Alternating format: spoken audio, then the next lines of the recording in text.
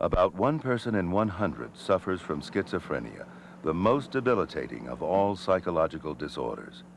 Schizophrenia affects males and females equally, and it occurs in all countries and in all ethnic groups. It is usually first diagnosed in young adults in their teens or early 20s. However, family members typically describe the patient as having been different, unusual, or having had a mild thought disorder at an early age. Long-term institutionalization with occasional home visits is required for about 1/4 of the afflicted individuals. Okay, so that's the problem, isn't it? That's the complaint, right? Well, I have kryptonite in me. You know what that is, don't you? Kryptonite? And, so if I have kryptonite in me and I drink coffee and soda and no one else knows what to eat, I mean, do you live on raw eggs? Do you live on raw eggs? Do you eat raw eggs? When I was pregnant, I think boys get pregnant and girls don't. Yeah, that's true. But I ate raw eggs, but, do you eat raw eggs? When it comes time to take her back to the hospital, she's, you know, reluctant to go back. And then I say to myself, is it possible? Is it possible that I could keep her home? Harnock shopping. You know, and then I... You want to go Harnock shopping? You want to go Harnock shopping? Heather, we're going to have to go back. You know that. No. Well, we don't have to go back right away.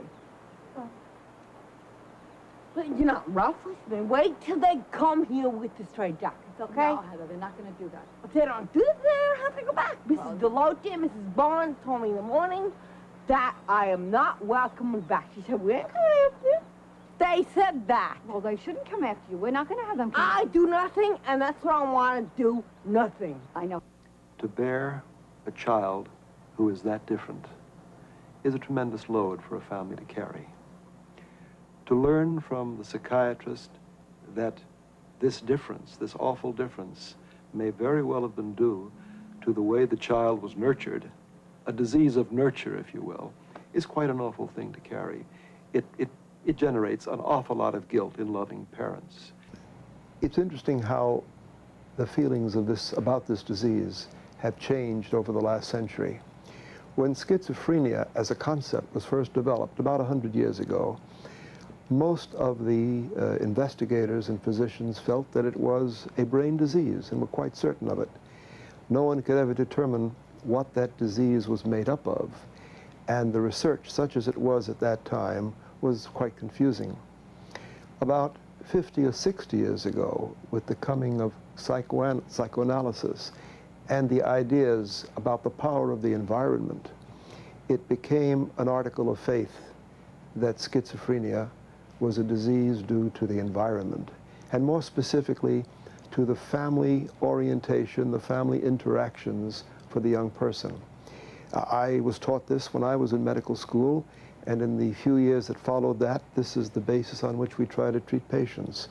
And it was a very terrible time because we had no specific treatments, and the parents had to carry an enormous load of guilt, the possibility that they had made their child schizophrenic. As a matter of fact, a term that was in common use then was the schizophrenogenic mother, the mother who generates schizophrenia in her own youngster. And you know, parents have enough to be guilty about as they work to produce fine young people. To think that they had produced this devastating disease was a terrible load to carry. At the turn of the century, every neuroscientist that was interested in schizophrenia was convinced that this was a brain disorder. There was no skepticism about that. It was only as that sort of stagnated and people really couldn't make much of the findings that they had at the turn of the century that people began to raise this notion of psychogenesis, that somehow either bad mothering caused schizophrenia, or that bad neighborhoods caused schizophrenia, or drugs, or some peculiar school experience, or some major psychic trauma of some kind caused schizophrenia, for which there's absolutely no scientific evidence whatsoever to this day. In the last 30, 35 years, it's become increasingly clear that schizophrenia, the group of schizophrenias, are indeed organic diseases, and that one aspect of the schizophrenic reactions are genetically induced. The whole disease is unquestionably not a genetic phenomenon, because if you have identical twins, one of whom is schizophrenic, the other has only a 50% chance of being schizophrenic. So clearly, other factors are involved. We know that if there is a schizophrenic reaction somewhere in the family, sibling, parent, or even grandparent, then the young person has about a 10 to 12% chance of having the disease. And if there is no discernible disease in the family, then the incidence is about 1 or 1.5%. So quite clearly, it's a kind of final common denominator disease in which a number of factors, genetic, organic, developmental, and perhaps to some extent environmental, are all involved. Dr. Scheibel and his colleagues have been studying the neurological basis of schizophrenia, focusing on the hippocampus and prefrontal cortex. The hippocampus is located in the temporal lobe region, deep within the brain. It plays an important role in memory, emotions, and moment-to-moment evaluations of real-world experiences. With the coming of the major tranquilizing drugs, the neuroleptics, it became increasingly likely that there was a very strong chemical, molecular problem at the base of some schizophrenias. And that, of course, also pointed toward organic disease. And we started to work in the area in the middle 1970s. And after doing work with a part of the brain known as the hippocampus at the base of the temporal lobes, we found that there are some very clear-cut organic pathological changes, changes in the orientation or organization of the nerve cells. In most of us, you and me, the nerve cells are lined up very nicely like slats in a picket fence. In many schizophrenics, not in all of them, they're every which way, like a fence that's fallen apart. As a matter of fact, I have here some illustrations which show quite clearly what the normal looks like as compared to the abnormal. We show the two patterns that we found in normal hippocampus and in the hippocampus of the schizophrenic patient. These are just two different methods of visualizing or staining the cells. Here we have normal cells. The cells are lined up very nicely, and their processes, which are called dendrites, are very, very nicely organized like slats in a picket fence. Here, the cells are all awry. They point in every which direction, and as a result, they're extensions. These dendrites also point in every which way. This must do rather drastic things to the connections.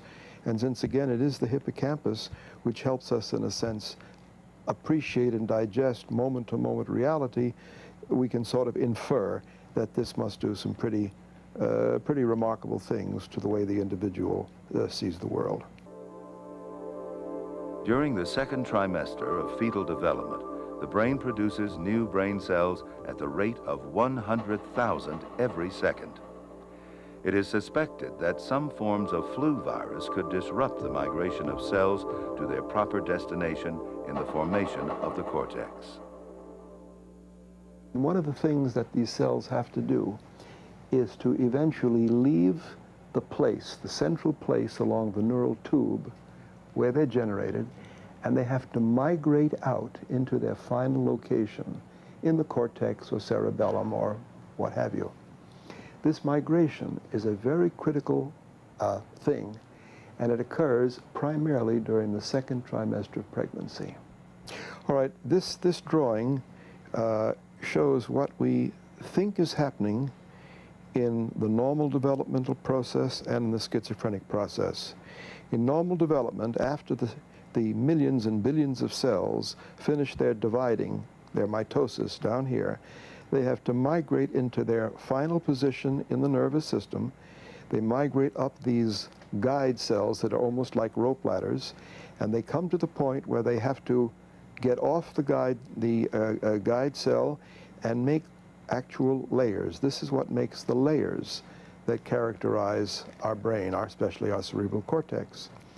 In the case of the schizophrenic, it appears as though the molecules, the chemicals that hold the cell to the guide wire here, don't relax their grip when the cell comes to the right position. As a result, they begin to pile up and make these unusual lumps. The cells then get disoriented and go all awry. We think that this then may be the mechanism for the unusual pathology that we found in the hippocampus. It points again to the importance of the second trimester in pregnancy, which is when almost all of this migration would normally occur, and in this case, abnormally occurs. And we believe that this is due, as I say, to changes in the molecules that make these stick, and those changes in part can be related in part to mother having the flu during that period. It turns out that the flu virus is one of a very small number of viruses that have a special enzyme in the capsule of the virus. It's known as a neuraminidase. And the neuraminidase specifically, among the other things it does, specifically affects the adhesiveness or stickiness of these molecules that allow this to happen. And so it's very possible that these nerve cell adhesion molecules are somehow disturbed by the flu virus, and there may be other factors that disturb it too, and this eventually leads to this clumping and abnormal positioning of cells. And we think that there is a causal relationship between abnormal cellular position and the way the individual experiences the world, which of course then may lead to a schizophrenic process.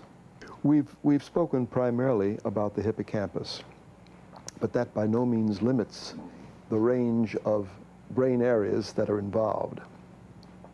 There's strong evidence that the prefrontal cortex, the part of the brain that essentially makes the executive decisions, helps us think about the future, that this is very much involved.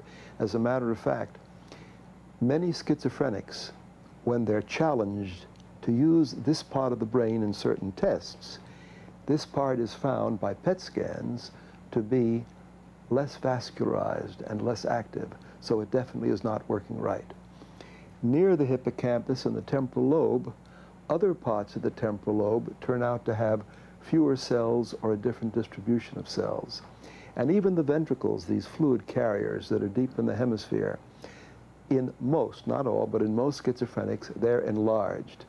So there is a kind of both diffuse and focal pathology in so many parts of the brain. But we do have to go back so that you can come here again and stay longer and stay overnight. You know that, Heather. We're going to have to leave, and then you'll come home again, Heather. I'm not going to Washington. We're just waiting for the paperwork. Did you ever have a complex? A president of the United States complex? That means you're retarded. You know, I'm retarded. You don't. We are now beginning to understand the multiplicity of factors which lead to schizophrenia. It is clear that schizophrenia should be thought of as a neurological disorder with emotional and cognitive symptoms. As such, the symptoms of schizophrenia may be relieved by medication, which attempts to normalize brain chemistry. Environmental factors may also play a role in the onset of symptoms. In combination with medications, environmental factors can influence the ability of the schizophrenic to function independently.